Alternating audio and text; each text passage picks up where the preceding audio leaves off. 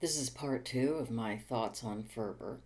Part one was mainly about the group one entities, work, expression, manifestation, item.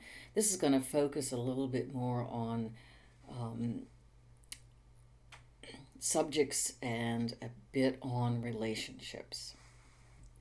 This image here is from the FRBR document, and it's mainly about how the three groups serve as subjects related to the work. What I find interesting here is that basically everything can be a subject, but we have one group that are only defined in FRBR as subjects. In other words, FRBR actually states in the document that it is only interested in things like event and place and object as subjects. Concept, of course, by its nature is a subject, but these other three really could have other uses. And there are people who assume that they can have other uses in FRBR, but I think it would be good to make that clear. So it's quite easy to imagine that, for example, place could be used in relation to the manifestation, saying where it's published. It could be used in relation to the person, saying where the person is born. What I prefer is to see each of these entities as being defined in and of itself as a completely independent, having its own existence, and then being used in FRBR or in RDA with certain relationships, so that the family can have an agent relationship, it can have the subject relationship. Topics will probably only have a subject relationship, but events could have a relationship, such as the event, the conference that causes a conference proceedings to be published. So I see these as necessarily being free-floating, and that they need to be defined individually before they get used in FRBR. This still leaves me, however, with the group one dilemma, and I really do see it as a dilemma. I simply cannot see the group one entities, as things. As a matter of fact, I see them as being relationships between things. So, as an example, let's say that we have something, we don't know what it is, but we know that it has a title, Magic Mountain, and that it has an author, Thomas Mann.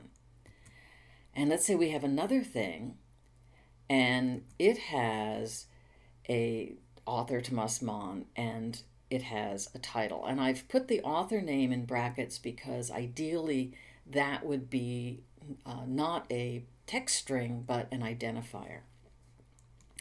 Now you have these two things, you don't really know what they are, but you can say that one is a translation of the other. And when you say that one is a translation of the other, you are stating an expression relationship. You can have other entities as well, or other resources that you're describing. Let's say that you're describing a motion picture.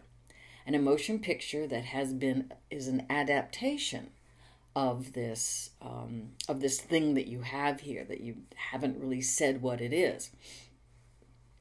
Motion picture adaptation is considered a work-to-work relationship in FRBR, and therefore you have made a statement about the two things that are pointing to each other by expressing the relationship. This gets a bit tricky, though, because FRBR has very strict statements about what kinds of relationships mean what. And I can easily imagine a motion picture that is an adaptation of, for example, the English version of Magic Mountain. This is not a relationship that FRBR recognizes, and yet I can imagine it being made. And I can see it as being legitimate. So there may be relationships beyond what FRBR and RDA recognize. In my mind, it is the totality of these relationships that is going to give us the information about the resources we're describing and how they relate to each other, and that may not be strict WEMI. This still leaves me, though, with my main dilemma, which is what do you do with manifestation and item, and manifestation I think is very complicated.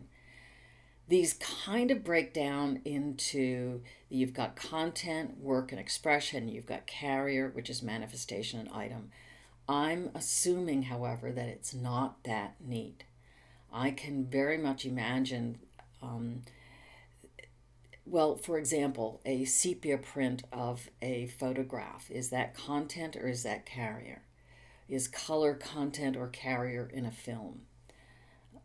Breaking these apart, I think, is going to be quite difficult. And in fact, I haven't got any clear ideas on that right now. So I'm going to end part 2 and hopefully we'll come back with part 3.